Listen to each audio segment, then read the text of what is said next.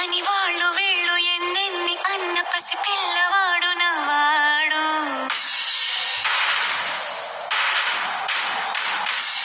విడు ముండోడు అని ఊరు వాడ అనుకున్న గాని